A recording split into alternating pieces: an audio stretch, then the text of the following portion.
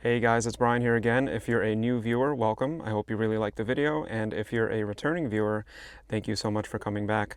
Today we're talking about what can we get for under $50,000 in the Tundra world. So today we're talking about the 2025 Toyota Tundra SR four-wheel drive. Let's begin. So when you think of Toyota Tundra, you might be thinking of a full-size Toyota truck that has a big screaming V8, lots of power. Well, the big and lots of power stayed the same. However, the Tundra hasn't had a V8 for a couple years now, which we'll talk about soon. I like to begin with the exterior. So starting with the exterior of the Tundra, my favorite place to begin is the front. Now, if you haven't seen a Tundra before, this is a US market truck. They're made in Texas. The Tundra now has more of a big, blocky front end, huge grille, lots of airflow. And you can get this truck in a hybrid as well, which we'll talk about soon. Let me turn on the lights so you can see how nice these lights are. So depending on the grade you go with, there are different variations of the design and the features. But this is the standard here at the SR level, which is what I consider the base level. It's an LED bulb on a reflector lens here with a separate beam for the high beam. And a simple frosted orange turn signal here and side marker with a big reflector on the side. On some of the higher trims, this area will be a frosted LED light that lights up as well, and some of them will have a sequential turn signal. Functioning vents under here, I call this the teardrop. Now, an interesting thing about the Tundra that I've spoken about in my last Tundra video is that Toyota has created these edges here that really capture the light really nicely and really make the truck look like it has these big bolstering, I don't know, hips and shoulders, if you want to call it, on the fenders. But when you go to the side, check that out. It's very flat. In fact, if we get close, it almost scallops inward. Let's go to the back and check that out real quick. So it's a total illusion here. See that? Looks like it's popping out, but when we get close, it's actually going in. This is going to help with fitting places, not getting damage, but it gives it that really muscular look. Simple 18-inch rim. These are 245/75 R18s. Just a regular road tire here. Tow capacity at this level is going to be probably under 9,000, depending on exactly what type of equipment you have on it. And your payload is going to be between 1,800 and 1,900. And you can get this in the 6-foot bed as well. This is the Crew Max short bed. So this is the 5.5-foot bed.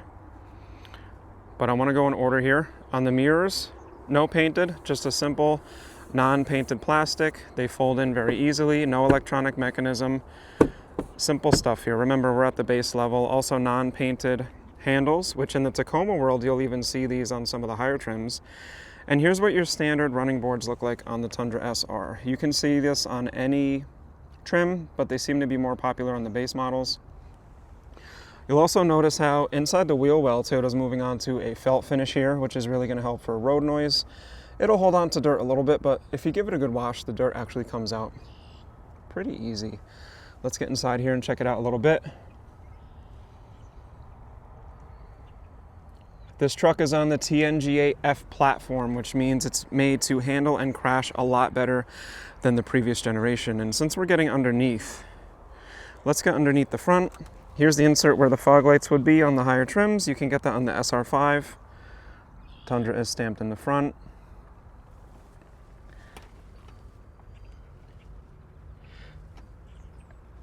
That's what we're working with. No big crazy skid plates. It does come with Toyota Safety Sense. It's the Toyota Safety Sense 2.5, and since it used to have the radar device behind the emblem, we went back to a traditional emblem and have the radar device in the front over here. That's your sensor. And then your camera is right up in the windshield. And that's standard on every Tundra. All right, moving along to the side. Still going with the non-locking gas cap here, or gas door, fuel door, whatever you guys like to call it. And one of the big changes for the new generation Tundra, remember it's been out for a couple years now, since 2022, we've moved from the leaf springs to the multi-link rear suspension. So this gives the Tundra a superior drive for the daily driving hitting turns, hitting bumps while hitting turns, just hitting bumps at all. The regular driving stuff definitely has improved on the Tundra. And one of my favorite things about the new generation trucks, the giant taillights. So we have these huge bright red taillights, long lines of red, and when you do the signal, it flicks and it really gets attention very nicely, a lot better than the incandescent that we had on the previous generation. On some of the higher trims, there will be an electronic option, which I'm sure some of you have seen, where you can push the button and it comes down. But with the Tundra, we're keeping it simple. We're gonna get in the bed in a second. Now, nothing new to Toyota. The rear bumper is divided into different pieces. That way, if you get any damage, you can just replace the section of the bumper instead of the whole bumper. Our reverse lights are down low. They're not integrated into the taillight. And standard at the base level are LED license plate lights here. Pretty cool to see. Let's get underneath.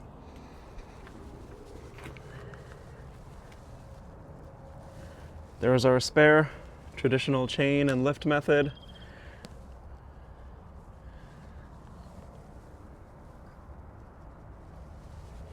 Still simple design. All right, like I promised, we would get inside the bed. So you don't have a pull handle, you just push a button, and it's self-dampening, nice and slow, and it says Tundra over here, pretty cool. They all come now with a composite bed, so it's no longer a metal bed where you would have to get a cap or spray. This is an example of the composite bed that is sprayed, but Toyota has followed the Tacoma and given the Tundra a fully composite bed. Like I mentioned, you can get it in the 6.5 foot bed as well. But we have our stationary anchors over here and in the back. Some slots for boards, 2x4 stuff. The bed is deeper than the last generation. The tailgate is lighter weight as well. It's very easy to simply give it a push and it connects very nicely. Here's the little button. Down she goes, and you don't even have to slam it. I'll show you the magnetic gray metallic paint we're looking at here in indirect light. This is a classic color. There it is on a RAV4. This is one of the colors that's been on every model at some point. Let's pop the hood and talk about the powertrain on the 2025 Tundra. And real quick, just like I like to give people, here's our window sticker. Safety ratings, fuel efficiency over here. Options, not a ton of stuff. And we have the final MSRP on the bottom. All right, let's talk about the engine and powertrain. Tacoma guys are going to be jealous because check this out. At the base level, we have struts. 358 horsepower and 406 torque. This is the 3.5 liter, so we call this the V35A FTS. It's a 3.5 liter V6, twin turbo. So we have two 3-cylinder banks, one turbo per bank. Pretty symmetrical here. You can get this in a hybrid, which is going to give you a lot more power. About the same fuel efficiency. You're really just getting the hybrid for the power. We call that iForce Max, but this is called the iForce. Like you saw on the sticker, the efficiency is going to be somewhere around 22 miles per gallon. I would say when you're towing and hauling, it's definitely going to go down. But for daily driving, when you're not towing and hauling, you should expect to be in the late teens, early 20s. I would not expect to see 25 out of this truck, but you'll be very happy with the power when you drive, which we'll talk about very shortly. Now let's jump inside the Tundra and talk about the space. Oh, and sorry guys, I went too quick. The transmission. The Tundra comes with a 10-speed automatic transmission, so it's going to shift at the right spot compared to the last generation, which had less gears. All right, let's hop in. All right, starting with the back. Just going to go on this side due to the angle of the sun. Here is the experience you get with the Crew Max, the big back doors.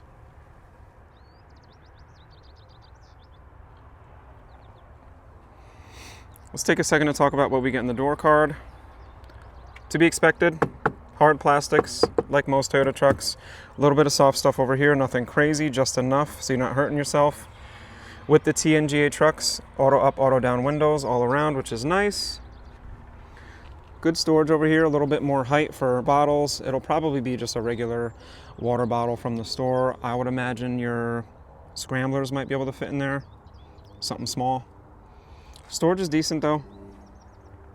Lots of plastic pieces to step on. Here's the door sill protector, more plastic panels. Then we have these big all-weather mats. I do think that Toyota should have kept the channel system, which was this little grid thing, because if you get fluid here, it just goes back and forth and eventually will create a wave that goes all over your carpet.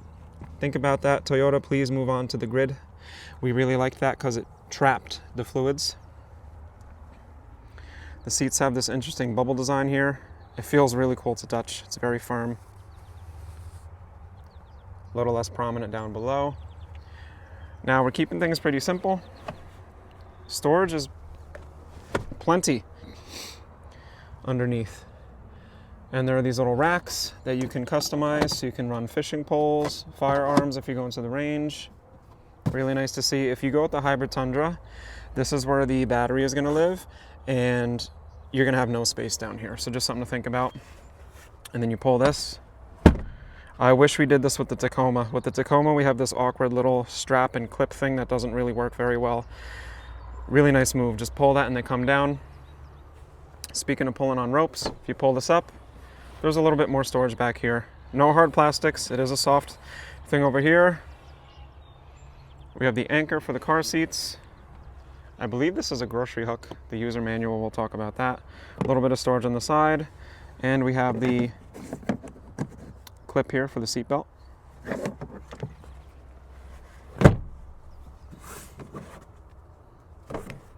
And the seatbelt kind of easily gets caught, so you might have to do that. Let me hop in.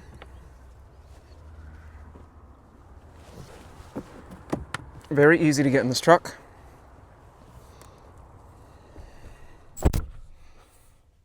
I mean, what can you say about a Crew Max? Tons of space.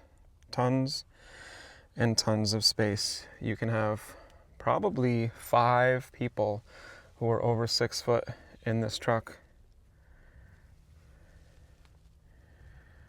I'm big chillin', and this seat is back like all the way. I have almost a foot of space here, even more if I spread out a little bit. I mean, the camera probably doesn't even capture it, but there's tons of space back here. This is why people love the Crew Max. No charging back here, kind of a bummer. A little bit of storage with a rubber mat, some vents, also vents down below. Storage just behind the passenger, that's for the driver to reach. But yeah, that's what you get. And the windows are huge. The windshield goes back down into the body on all Crew Maxes, which is really nice to see. But speaking of space, let's hop in the passenger seat over here and see what it's like being the co-pilot in the Tundra SR. All right, getting in the co-pilot seat to the 2025 Toyota Tundra SR.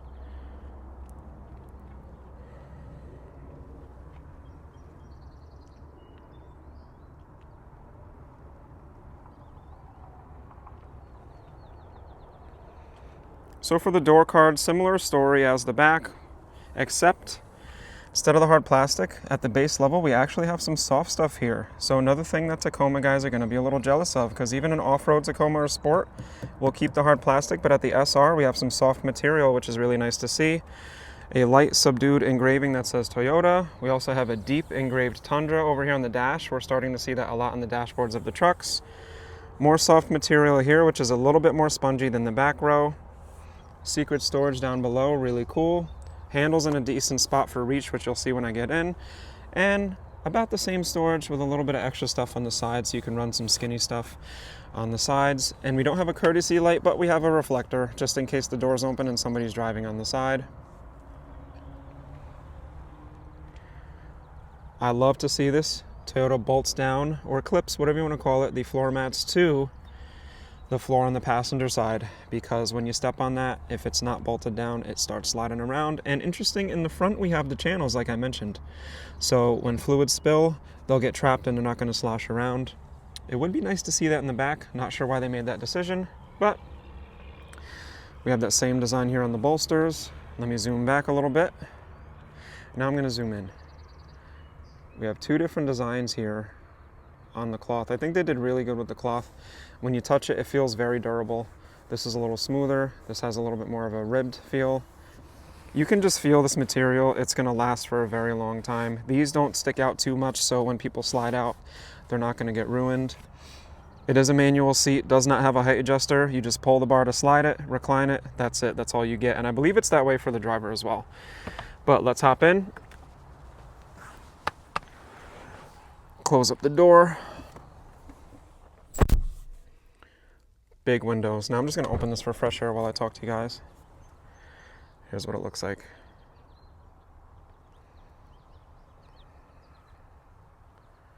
Let me get this out of the way.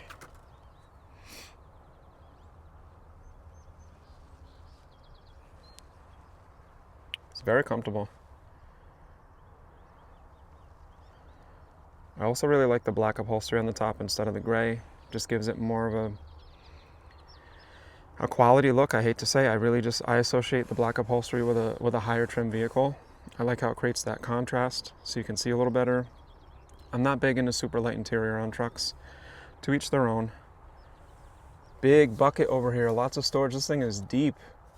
This is like 3 inches over here. This wall over here, stuff's not going to slide around. I don't know how hard you're going to be hitting turns in a Tundra, but that's a bucket. You could turn that into a little swimming pool for a frog or something like that. That thing is deeper than I thought. And on top we have another bucket over here with a 12 volt. We have the grab handles on both sides. Let's see. And they've improved upon this because I believe for 22, this was a little bit of a different shape. I could be wrong. It's been a while since I sat in a 22. Not a big detail though. Decent sized glove box, comes with a shelf from the factory, which is pretty cool. On Tacomas, you had to buy something to install there. Lots of different ways to place things in this truck. Another bucket over here, another bucket over here. This bucket slides, so we have quick access to these big cup holders so we can run the big boys. And if you want to put paperwork in there, it will be stuck and it won't slide around. It'll be secured. This comes up. You can open it from both sides, here or here, which is nice. And we have a multi-stage storage system, which is cool. Coin holders, that's pretty funny and laughable, but I believe some people might still use that for tolls or whatever. 2 different styles of charging. And these are little rubber mats with little trucks. That's kind of cool. That can come out and get cleaned up. You can buy a center console safe to install in here, which is really nice if you need to lock up stuff super secure. Another rubber mat. So it's nice that we're at least getting rubber mats. I mean, remember, we're at the base level. Rubber mats here. These are designed for phones to sit up straight, no wireless charging, but we have channels for the cords in case we need to run them. There is a USB here which will work for the Apple CarPlay and the Android Auto. However, it's going to be wireless. So you have wireless Android Auto and wireless CarPlay, which is really nice. Just tons of storage everywhere. Not sure what you'd be putting over here, but that's pretty neat. Maybe a chapstick or some Tums, medicine, candy, whatever. I'm going to talk about the shifter when we get in the driver's seat. And speaking of which, let's hop into the driver's seat, start it up, talk about some of the stuff on the screens, and maybe take it for a little spin. All right, the moment you've been waiting for, getting into the driver's seat of the 2025 Tundra SR 4x4.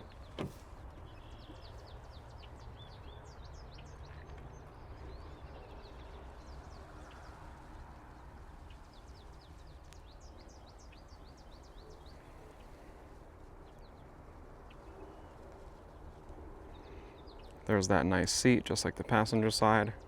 I think the seats are great at the base level. And yes, I was correct. It's just a recliner and a slider. There's no height adjuster. So if you're on the short side, you're buying a pillow. Same stuff as the passenger side. We have soft touch over here, a little bit soft over here where the elbow is going to be. Auto up and down windows all around, one touch on all TNGA trucks. Simple buttons here, which you'll see in the tutorial for this truck. And storage is identical. Locking floor mat, basic pedals. We did away with the TRD Sport trim. Interesting, because you would have had those aluminum pedals on the bottom if you went with the Sport trim. The Sport will be missed. Let's close the door. I don't have to lean too far. This is a push button starter. Brake.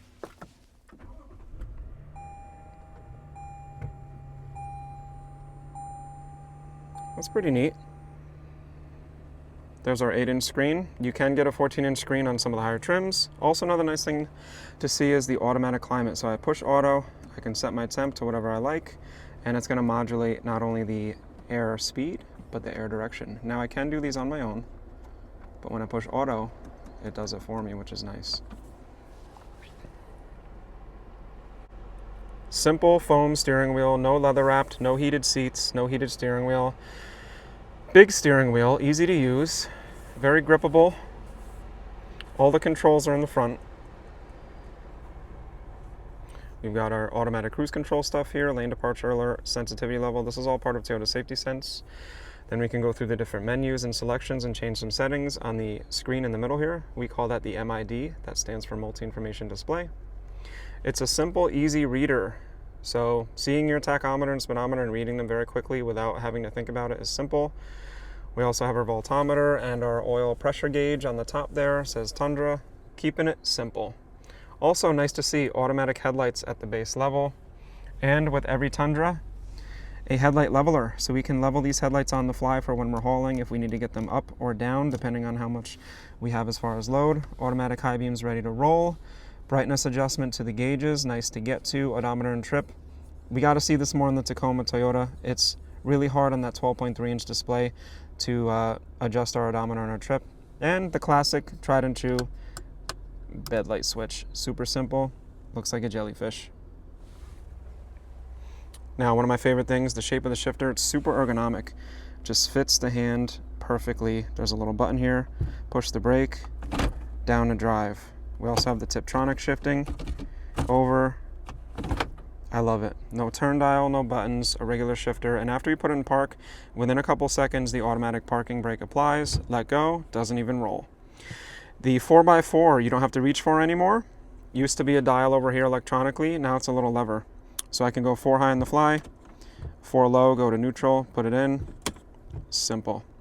The user manual says to drive 10 miles per month in 4-wheel drive. Are you guys gonna do it? Let me know down below. Buttons and levers, keeping it simple. So no HVAC stuff on the screen. Love to see this. I think Toyota's gonna stay this way. If they're smart, they're never gonna put this stuff into the screen. Now, on some models for Toyota, they do kind of like the touch version, but I would suspect that Tundra owners do not want to have a touch-sensitive button. It's just a regular button. Hazards. These are going to be more options on the higher trims. Very easy to use, easy to get to with gloves on. Decently sized square buttons, so when you're wearing work gloves, winter gloves, you can still operate all of this. Let's get this on a little bit better. Big vents, easy to aim. They did away with the round ones that we used to have, but they aim really easily. And here's our 8-inch touchscreen. Super simple. You'll want to take a look at the tutorial on Toyota's new software system to get a little bit more info on that, but there are some cool customizations you can do. You can turn the screen off, change the color theme. You can edit how the door locks work, how loud it beeps when you lock it. Lots of cool stuff there. Up top, nothing crazy. Just your basic lights. All the new Toyotas come with Safety Connect for 10 years or until the 4G network goes away. This is an interesting design, but it works really well. You have to push, they don't make it obvious, but you got to push this little lip area and the light comes on, and it's frosted all around here so it doesn't blind you and hurt your night vision, but this little dot here where it's clear shines perfectly down to where you're trying to look, which is really neat, and I like that a lot. And another thing I really like is a pilot light at the base level. So that's a tiny little light that's going to light down like a moonlight, and you're going to see everything that's going on so you don't have to get distracted and look. I really love seeing this Toyota. I hope we can do pilot lights for all vehicles no matter the trim. So yes, I was going kind of quick there, but let's take this truck for a quick spin, drive those 10 speeds, come back and wrap up the video. All right, so just driving around the lot, the turning radius is a little bit larger than the last generation, a little bit of a bummer, but I think the drive is going to make up for it for most of you, and just how easy it gets up to power. Now, out of respect for the turbos, because this truck hasn't been idling and warming up much, I'm not really going to get on it too hard. So I'm just going to give it about half throttle. I can hear the turbo spooling up. I'm not working that hard on the foot, so the sensation that I have as a driver is you don't have to try much to get this truck to go, which is really nice. Tons of visibility. The mirrors stick out so I can see over here a lot better than the last gen. You don't have that blind spot.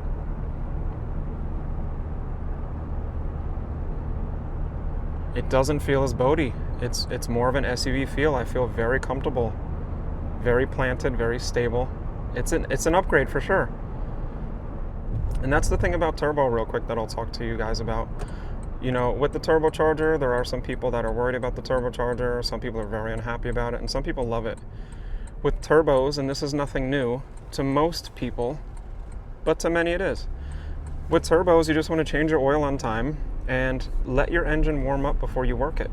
And I mean, that's a good rule to follow with any powertrain. And if you've been working it hard and driving fast on the highway, when you get to your destination, idle it for about a minute. You know, that's really all you need, is just idle it for around a minute. That way the turbo or turbos will get their oil and they'll cool off a little bit. It's the same thing as if you're doing a hard workout. You know, you want to take a minute to take some rest. If you can do that simple stuff, I think you can make a turbo or a twin turbo Japanese engine last a very long time. The thing is, people believe that they can go a very long time without oil changes. They do start and goes, they romp on it, they merge really fast on a highway on a cold engine. Those things are going to affect your powertrain. You know, the V8 might be able to take it a little bit more, you know, with stride, but the upgrade of the drive and performance on this, I mean, you guys have to take one of these out. You'll see. It's a big difference. And yes, this is an SR for the price that you could get a sport or even an off-road years ago, but I'd argue, I hate to say it this way, but isn't that kind of everything now? Like, everything is up. Yes, it stinks, but at least we're getting upgrades and a better drive and better performance and better safety, which is super important for the increase that we are taking on. But yeah, it takes the turns nice. The multi-link rear suspension really does perform nicely. I'll give it a little bit more now. That's about half throttle again. It's got no problem. All right, let's get back to the store and wrap it up.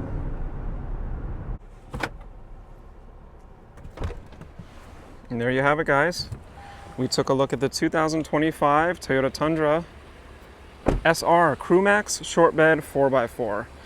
We started with the exterior, spoke about the interior, the powertrain, and took it for a spin. I think this is going to be a great truck for people who have some of the competition, like the Ford F-150, the Colorado, Silverado. Well, we got to scratch the Colorado. That's more of a Tacoma competitor. But in your full-size market, you got to give the Tundra a test drive. Check it out. See what it's about. And for under 50 grand, you get a very capable tool that's a little bit more simple and bare bones, but it's going to get the job done, and it's going to keep your family safe and be super comfortable on the long trips. If you've made it this far, thank you so much. I want to take this moment to thank my subscribers so much for your support. And if you're new to the channel, please consider giving the video a like and subscribing to the channel for more of my content, because that will let people out there know that you like this content and that it's worth pushing out for other people to see. But with that said, I hope you enjoyed looking at the Tundra with me, and I will see you in the next video. Do be sure to check out the tutorial in the link in the description down below. This is Brian signing out. Peace.